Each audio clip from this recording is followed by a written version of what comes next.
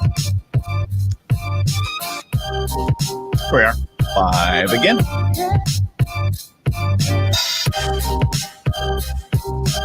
Oh, hello again, everyone. Today's story is a getting real conversation with an entrepreneur about all of their business background, the highs, the lows, the things they learned along the way, how they developed as a leader. Listen in as we start getting real with Ryan Kugler. Hello and thank you.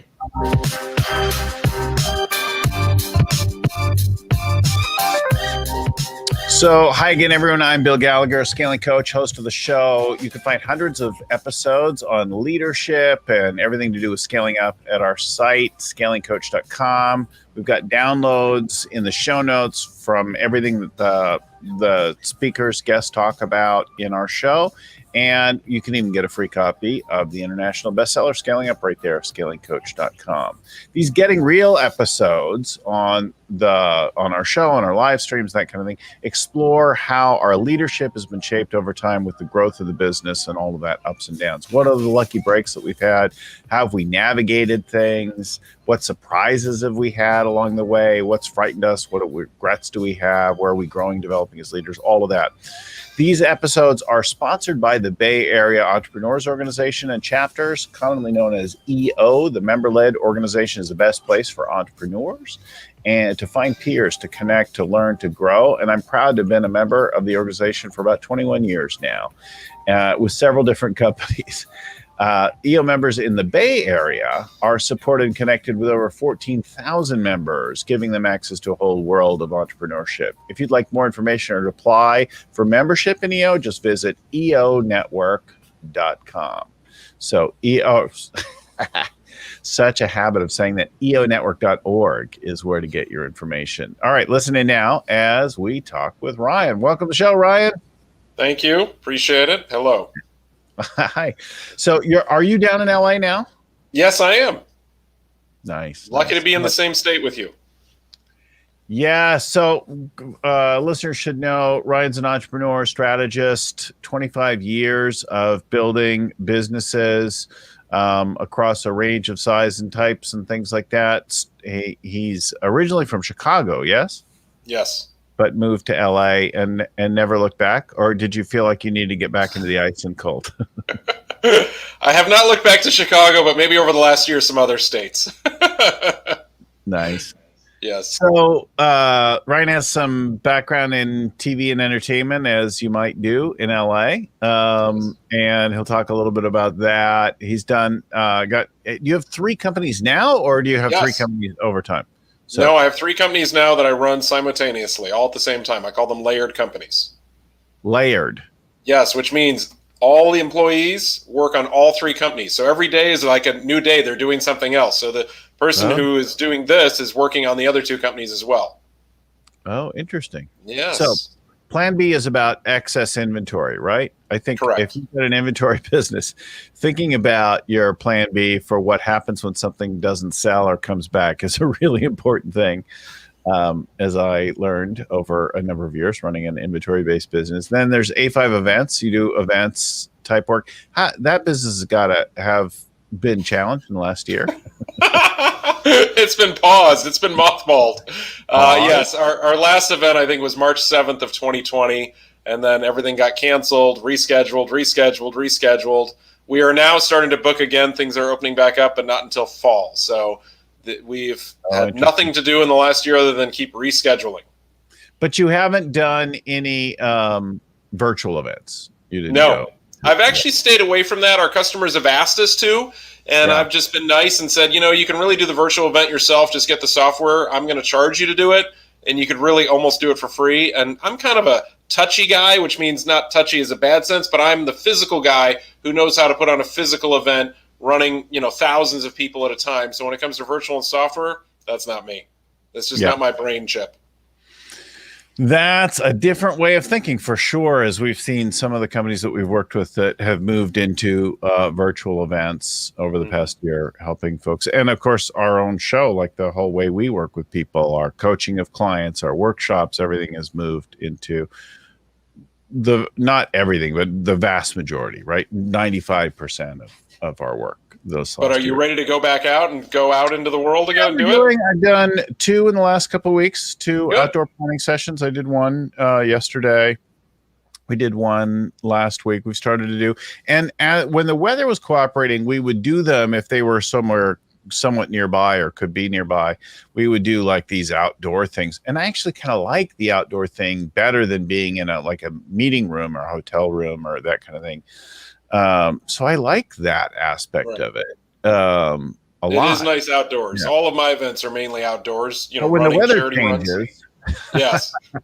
when the weather changes, things are different. So that, and then the teams that we would work with in other parts of the world, right? That is changed in that way. And it just means that I have to either work very late in the evening or work very early in the morning at Lucy too in taking care of people. So, we have a workshop coming up in Southeast Asia next week. It'll be in our evening time here. We'll do it remote from a studio. Vern and I are doing together. So we have things like that. But that's good. Well, it's fun to get back to work and start doing events again. So you've got that, and then you've got a content company, yes? It's actually a marketing company. It's called Ideal Content, but it has to do with content. We make specialized video brochures, which are brochures that open up and play a video. So we're putting content in physical paper brochures. In those things that open up, they get a little screen with them. And then a video starts playing. So we've been doing that for about 7 years. It's really high-end marketing. So if someone's looking for something new, different, unique, we also do presentation boxes, which has done well during COVID. Someone wants to send someone a box with like a tumbler in it or a coffee mug, and then a video play saying, hey, let's have our little virtual meeting type thing. So it's been going well there. Interesting. So talk about your beginning as an entrepreneur. Your family had a business. It sounds like the plan B was it started with your parents. Yes, it was actually under a different name in the beginning. So when I got out of school, I really wanted to work. I just wanted to go make money. I wanted to be in a business. I mean, when I went to school, I carried a briefcase with me. I was just into that whole mock-up in that world. So when I was done with high school, I said, great, I'm going to go work in the family business. My father gave me a job. And at the time, it was a business that supplied video stores with videos. So we were building video stores as they were opening. This was the heyday of when people can go rent a movie as opposed to sitting at home and clicking a button on their remote. And my company or my family business was supplying Blockbuster videos. And for anyone that's, old timer, Hollywood videos, movie galleries, West Coast videos, all across the country. So I started working at the age, honestly, 17. Yes. Well, I think many of us, started with some kind of teenage hustle. Yes. That was my teenage hustle. I loved it. That seems like a perfect movie title. Yeah. The Teenage Hustle. It is a good one. Let's start writing it. All right. Let's go. Who are we going to pitch? Right. Who's it going to feature? It sounds like an old Houston movie or something like that. Yeah, it could be. So what was that? How's that evolved? Right. What kinds of stuff do you do today with that business? Okay, so how it evolved is really when I came into the family business and I became a buyer. I was just buying videos, movies, and bringing it. They were coming into the warehouse and then they were shipped out to the video stores. And how it turned into an entrepreneurial, should I say, scaling level is basically what I wound up doing was I basically went to the receptionist and said, any odd call you get, anything that's weird, I want it. Okay, so I got the first odd call, which was really, interestingly enough, someone saying, hey, I have 50,000 movies for sale. And they came from McDonald's, Happy Meals. When they had the toys in the Happy Meals? They're actually putting movies in Happy Meals at the time, but it failed. And they called us with the inventory. And I went, this is interesting. So I said, let's do this deal. Let's buy it. Let's take the jump. Let's do something different. Let's get out of the norm, out of the box, because I wanted something different. And we made the purchase and we sold the product, the movies, to Target stores. Actually, the invoice and the PO is right behind me because that was the start of my entrepreneurial life. So basically from that point on, I said, why are we thinking small of just these small time, buying 10 movies here, 20 movies? Let's just think bigger, 50,000 units, 20,000 units, 100,000 units meaning pieces. So that was the leap into it, which I started a new division for the company of buying larger lots and working on much larger inventories. Which, if you translate it today to skip forward, yes, I'm still in that business, but movies is not. VHS videos isn't something we're buying anymore. We just moved 20 truckloads of luggage. Right? Like you get your, like, what's the store with all the hipster clothes for cheap that Urban sells Outfitters? Urban Outfitters, yeah. You start selling VHS players there and old VHS tapes.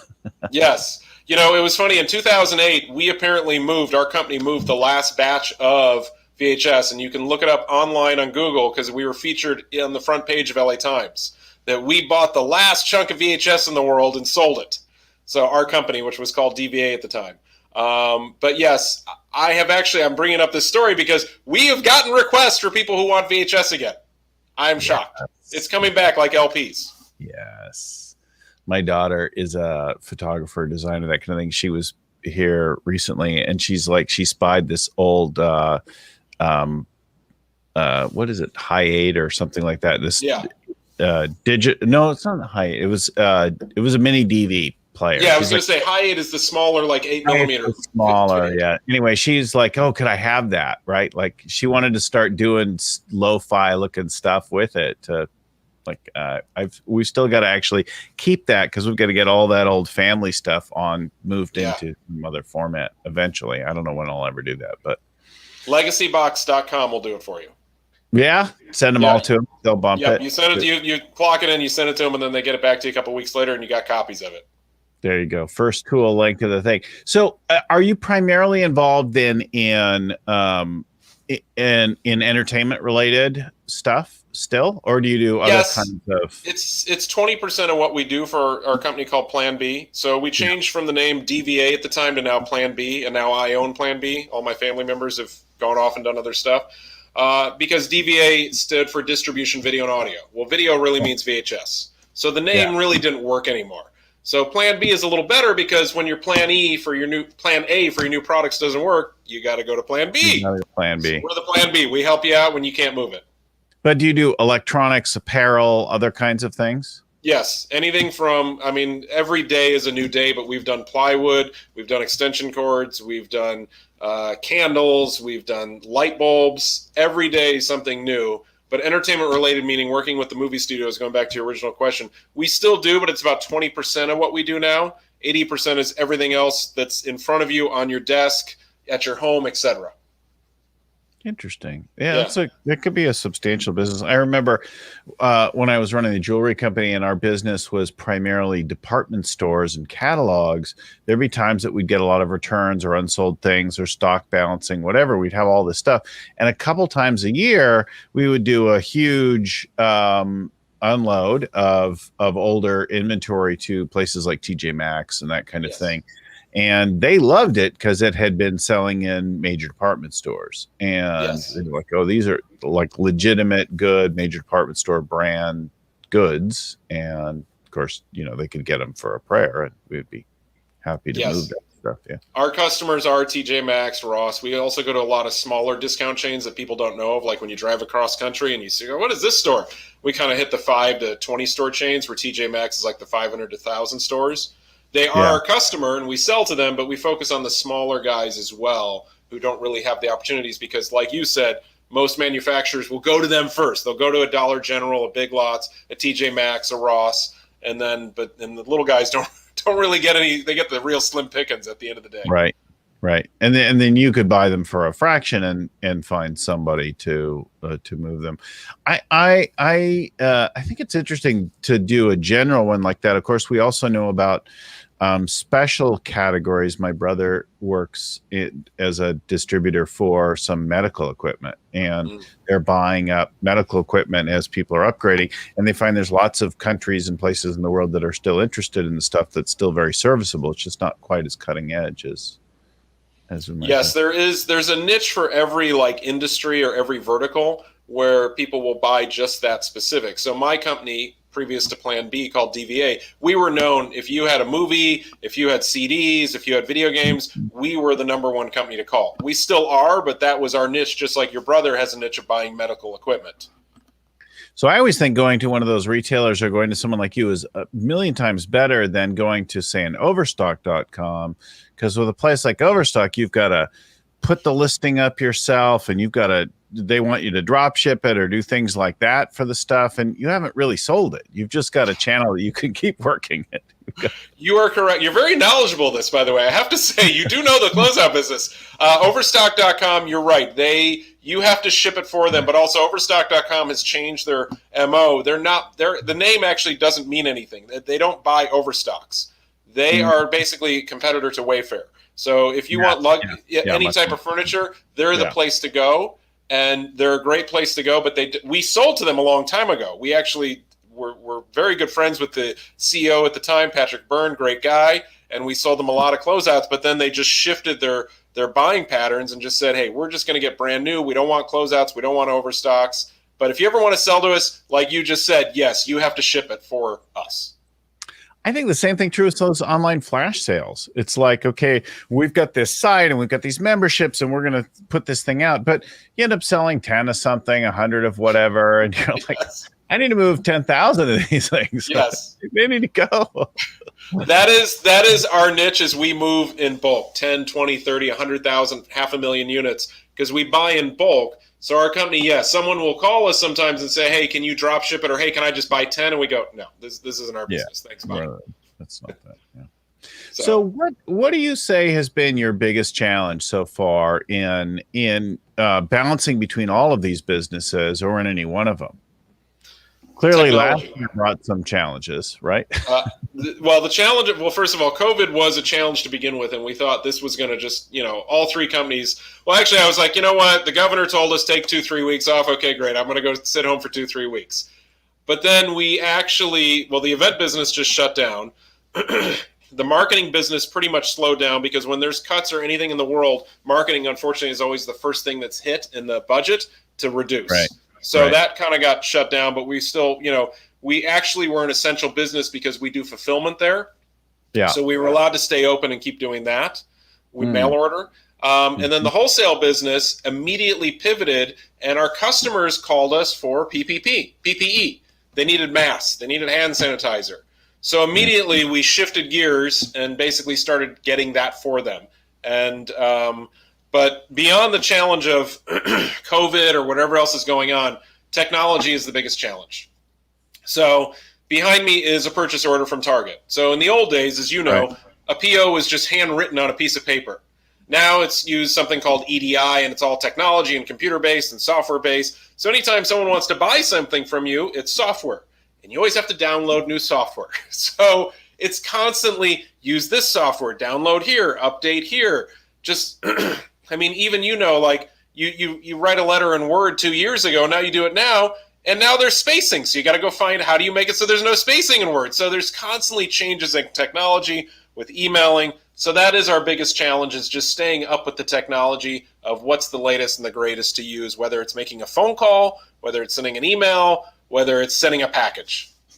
Yeah, because your business is pretty basic, right? Like, we buy and sell things. We find opportunity. We help people do stuff, right? We put things together. But that interface is a big thing. I mean, we had the same kind of thing. And for both our old business as well as many of our clients, one of the most difficult, expensive, and yet important things you could do is like implement an ERP system. Not everyone uses EDI, but if you're doing major trading or working in certain industries, you're going to use EDI. And then you've got to get not only comply with things and get the interfaces to your system, but you've got to get like a gateway partner who's going to provide the interchange, because nobody's system wants to talk directly to, and it all feels very antiquated in some respects. Like the EDI system is a whole very antiquated system that's now being bolted or interconnected to very modern systems. Yes, and then each retailer that we sell to, whether it's TJ Maxx, Dollar General, Walmart, has their own, and then you got to go work with their carrier and then pay the monthly fee with them. So the challenge is anytime we get a new account, which system do you use? Okay, now we got to go work with this guy to go do it. So we're working with 10 different vendors with 10 different retailers just to get a PO. So yeah. So that's our challenges. Did you ever have this thing where the buyers would send you POs with heavily macroed Excel files that you had to send back to them in certain ways with all of your data structured? I mean, some of the big online retailers will do that. Also, some of the major brick and mortar retailers do that kind of thing. Yes, they do. And then on top of that, because you know this, is the routing guide and the chargebacks. So if you're selling to, so you sell to a retailer, you now have to read this yellow page book of the routing guide. And then if the skid, the pallet that you put it on, has just a nail sticking out, that's a $2 charge right there. So that's the other thing. You're like, oh my God, really? So anyway, so years ago, I'll tell you a story, and I'm sure you'll have a good one in return. We had been courting, really excited about doing business with the Federated Group, which includes Macy's and others, right? Yeah. Bloomingdale's and so on. And we, so it was very exciting. You know, this is really big leagues, and we'd sold to quite a few major department stores, but this is the biggest of the groups that for our category and that kind of thing. So super excited. Oh, so much on the line for this whole thing. And we're going through the whole like handshaking process to get our EDI talking to each other and get like they want to approve the labels that you're sending on the boxes and the product and things like that. And they were giving us a hard time about like every single thing. And we'd heard notorious stuff about it. And so at some point I'm like, our labels are getting rejected for like nonsense, right? Like, right. Yeah. They look at it and just go, we don't like the color of the label. It's too faint or something like that. Or there's some pinhole things. You're not getting a uniform enough transfer. Like, you know, I remember. Yes. So I called the buyer and I'm like, this just is ridiculous. We've been doing this for a long time. Our stuff works. Like, can you help? Can you intervene? Right. And the buyer was super, super harsh with me, and no other conversations had ever been pleasant. Right. Yeah. Just one of those buyers. In the middle of the conversation, I said, you know, maybe we shouldn't be doing business together. And they were like gobsmacked. They were like, I can't believe, like, really, like, got really insulted and offended and like, are you kidding me? And like, you know, I've been working really hard on this. And I'm like, well, if this is what it's like in the courtship phase, I just can't imagine what the marriage is going to be like. Like, maybe we're not meant to work together. And we talked for another 10 seconds or something. That was the last time I ever talked to them. And I still look back to that was like a huge relief. I realized, wow, I just dodged a bullet there of heartache and chargebacks and things endlessly. You did, actually. And that's actually a policy. It's something that we have in our office. If we're trying to purchase something, sell something, and it takes a long time just to get it approved, we walk away from the deal because we know later on it's just going to be even worse later. So you did the right thing there. And I've had situations like that where it's just like, you know what, it's taken us a week just for you to buy 1,000 light bulbs. We're done. We'll move on. We don't want to deal with this. Yeah, it's too much. Life is short. So do you have any big regrets? Do you have anything like that you wish you hadn't done? You know, my quick answer, that's always what I go with. The answer is no so far. My wife made a joke once that Overstock.com wanted to buy our company, the family business. Yeah. So she has a regret that we never did that, but I still don't. I'm still actually fine because I didn't want to move to Utah. So. Well, there's that. Yeah. Especially if you had to move and. Yeah. I am fine. No, I don't so far. I'm content with the business. I'm content with running 3 businesses. I decided to do 3 businesses because in 2008, when you had the first recession, I didn't like relying on one form of income. So I'm very happy that I've created 2 other companies because I don't really go home sad now. So if you have a bad day and you don't get a PO or a retailer doesn't do this, I got the 2 other companies and I know one of them is going to do well. So if you got to, where if you just have one, you go home, you could have a bad day. So what's a lucky break you've had then? What do you think has been your luckiest break so far? I think, honestly, the story I told you, how the guy called us with the McDonald's VHS videos, because that's what made me jump and go, let me think outside of the box here. Let me move on. Why are we just dealing with, a video store, which, by the way, only holded 2,000 videos at the time, VHS videos, movies. Why not think bigger, 10,000, 20,000, 100,000?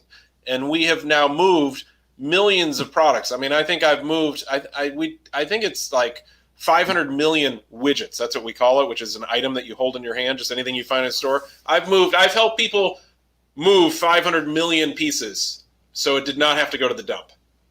Oh yeah, keeping things out of the dump, or a little longer out of the dump.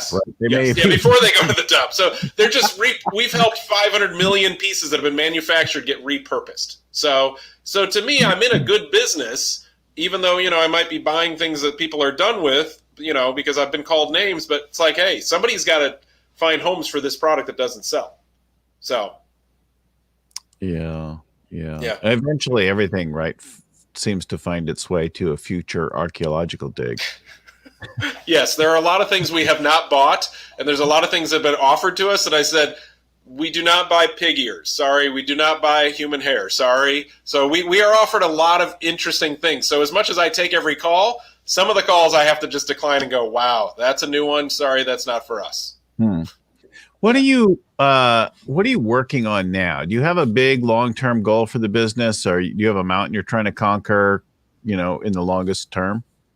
Yes. I mean, for 3 companies, basically I want to triple what they're doing in sales. That is my goal right now. Now, 2 of them, it's easy to do because over the last year, the numbers have been down because of COVID. Event business, okay, good. Before COVID, we were doing 30 events a year. Okay, so I want to get it back up to 30 in the next 6 months, at least booked. And then I want to grow it to basically 90, okay? Because I want to be able to do like 2 events a week. And my son's going to be graduating high school, and if he wants the job, I'd love for him to take it. And then he has business to do. The marketing business is growing because we're doing beyond just a video screen inside of a brochure. We're doing boxes, we're doing regular brochures. We're getting a lot of interesting requests because we just, we pride ourselves on quality and customer service. And in any business, that's what I focus on. I don't want to be the cheapest, okay? Because when you pay less, you get less. I want to be the best. High quality, great customer service, great communication. That is the key to me in business. Sure, you can find people that want to make products that are cheap. I don't want to do cheap. Yeah, I found there's, I think, a lot of people who are trying to figure out how to sell things right now. Like trade shows went away, conventions went away, and people are like, wait, that's when I used to do some of my big orders and big meetings and that kind of thing. So they're working around that kind of thing. And in fact, we were setting up earlier today a virtual booth and a virtual conference. And I'm like, I don't know how that's going to go, but we shall see. I know. We're doing one next month where we're basically like this, and we're talking to the buyers. And I'm like, this will be interesting. Let's see how this goes. I'll try it. And I actually went to a convention last week in Dallas, and it was interesting. It was in a ballroom. It was a third of the booths, and it was like, okay, but when I talk to the different booths, they're like, yeah, the buyers just aren't the same buyers anymore. But that's like Texas and Florida, where there's like no rules at all. You can just French kiss anyone on the street. And breathe on each other and whatever. Sing right in each other's faces. That's right. So, so a quick reminder to our listeners that our episode is sponsored by the Bay Area Entrepreneur Chapters, commonly known as EO. This is a member-led organization for entrepreneurs where they can find peers, connect, learn, and grow. And I've been a member of the organization for over 20 years now across several different of my companies. Our members in the Bay Area are supported and connected to over 14,000 around the world. So they've got access to a whole world of entrepreneurship in people in different industries and that kind of thing, all trying to do the same kind of thing, sharing the same DNA, the same affliction of being an entrepreneur. If you're interested in membership, would like to know more about EO or any of the EO programs, go to eonetwork.org. So, what are you grappling with right now? What's next in your leadership journey and in growing your companies? What's the challenge in trying to triple these businesses? So for event business, it's for the world to open back up, obviously, for large gatherings to be. Yeah. And then for anyone that is willing to, one of the events that we are booked for, which I know will happen, is in Dallas, actually. So, but following all COVID rules and protocols, because as an event producer, yes, we have to, make sure there's, proper PPE on hand and people spaced apart and so forth. So we're doing that and just learning what the rules and recs are to do that so people feel safe and happy, and then to grow the business. The marketing business, as more companies open back up and more people go to work, you're going to have more people needing more marketing again, which is good. So over the last year, we have survived, and I know some competitors didn't, and I feel for them, but we survived, and it's probably because I have 3 businesses. So when one business kind of went away and fizzled away for a year, I was able to work on 1 or 2 or the other ones and still not have to file bankruptcy or go get a job somewhere else. The last one with Plan B, our liquidation wholesale business, we're going to keep doing well there because there's a lot of, you just take what took place in Egypt. There's a lot of backup traffic right now with people not getting products, okay, where products delayed, shipping is delayed. If anyone's listening who's in the shipping business, they understand shipping has doubled and quadrupled because of less people, less trucks, less, equipment out there. So we're going to keep, helping people find homes for inventory, and people like TJ Maxx and others will call us needing product because they couldn't get it when they needed to with whatever they ordered from overseas.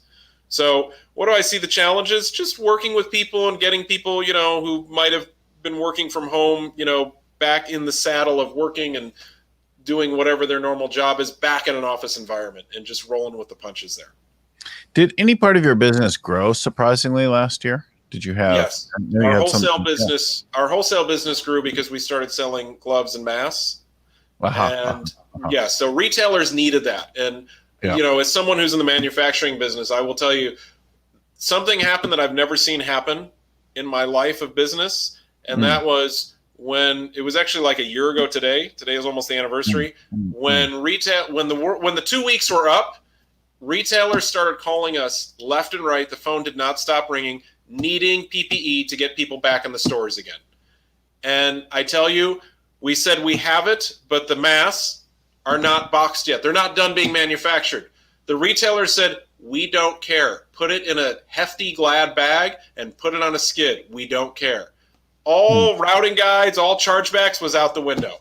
They did not care. They just wanted it. So that's what I thought was the most interesting, and I will never forget that till the day I die, when all of my customers said, I don't care how you ship it to us. You can walk it into the door. You can drop it from a helicopter. We need it right now. And it was very interesting to see that. That whole chain. What's been the hardest part, probably the last year, but it could have been some other time for you personally as a leader? Like, where were you most confronted, afraid, at a loss for a plan? What do you notice about anything like that? That's a good question. I would say 2 things. One, we had some 30 events booked, and to have to contact our staff and say, no event, sorry. That I felt bad about that. Like literally, like 2 of my guys, were in the office yesterday, and they're like, yeah, that really hurt me, man. I've made no money in events we did every other week, and it was great. So that was kind of bad. I felt sad for that because a lot of them were part-timers. So that was a little rough. But then also I think the biggest challenges, since you're going to go out on the road soon and, go to ballrooms and outdoor events, I'm actually kind of going to be interesting to see what happens when I have to do my first event and wake up at 3 a.m, because I do runs in the morning, meaning charity runs and walks, and they start like at 6, 7 a.m.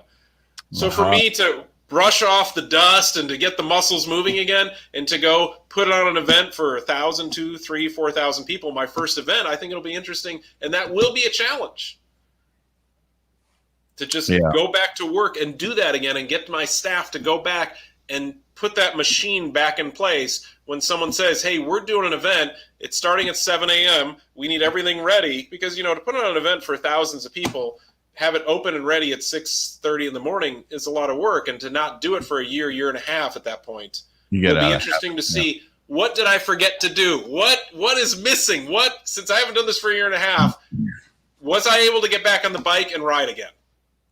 That to me is the biggest challenge. Well, last year I spent not last year, the year before, about 120, 130 nights in hotel rooms. And I got very used to, like, I come, I go, I'm like, it's just my little dance and the way I commute. And then now I've been here almost entirely with a couple little road trips, that kind of thing. I get on a plane tomorrow. I've got another one coming up. Just the whole thing. I'm like, Lucy was asking me earlier, are you nervous about the thing? Right. I'm not really nervous about it. I've been vaccinated now. I've had both my shots. I feel fairly good. I'll still be around, hopefully, people who are displaying common sense, but it feels weird. Like yes. Yeah. That's what I mean. That's my biggest challenge is it's going to feel weird. I'm going to be when I have to wake up at 3 a.m. and, meet the crew of 20, 100 volunteers to build an event. It's going to be just weird. And it's going to be like, am I going to be tired after 20 minutes? Because it's not doing an event for a year and a half and then going out and doing one. That's to me is going to be, I'm not worried I'll do it, but it will just be that startup. Like it's like going on a date again after not dated for a while. What? If you look, is there a skill that you either discovered you had or developed this last period that you didn't realize? There, something new, some new superpower, strength, or ability as a leader? That's a good question. I think I've always had a skill to get stuff done. I use a swear word in there too. I don't know if I'm allowed to swear in your show, but I literally know. I mean, my kids come to me all the time and go, "Daddy, you know how to get block done," Because I just do. When you run an event, I mean, this. People who put on events and manage and run thousands of people, they do have a certain chip and talent to get things done and to think quickly and to do it. Because I've worked with other people at events. Scrappy, urgency. Yeah. Yes. You got to hey, guess what? You got 1,000 runners running down a road and a bus just stopped in the road. What do you do with them? You don't sit and think about it. You just act. So that's my talent is I just act. I know what to do. Just like if you're in a ballroom speaking and all the lights go and the electricity go, you're going to know how to, hey, you're going to drop the mic. You're going to say out loud, okay, this is what we're going to do. You're going to know what to do instantly. You're not going to stand up there and be dumbfounded and go, what do I do? You know what to do. So the talent is I know what to do if something goes wrong and I know how to get something done and I know how to get a hold of somebody if I need to and what to do where others might not. Yeah, it's interesting. I don't know that everybody does that. I know that I've actually had the power go out with a large event. There you go. See? But I've also watched people when something goes off, the wrong slide is up, or it doesn't work as you affect, or the sound goes out, and they lose their cool and they start to have a whole freak out. We've seen celebrities do this at major events, and it looks bad, like it throws it. But if you're kind of like, well, look at that, the power's out. All right, who's got a candle? Right. And you play with it. You're like, okay, everybody just chill out. It's gonna be okay. Nothing else has happened, right. Or you roll with it, like, oh, that's not what that slide's supposed to say. That somehow, like, if you can embrace the reality, there's something kind of cool that can happen with it. Yeah. So you and I both are on the same page. We have the same talent. We know how to do it. We know how to play it off. We know what to do to fix it quickly. So that's my talent. That's what I know how to do. Yeah, that's very good. Yeah. And did some new talent come up in the last year?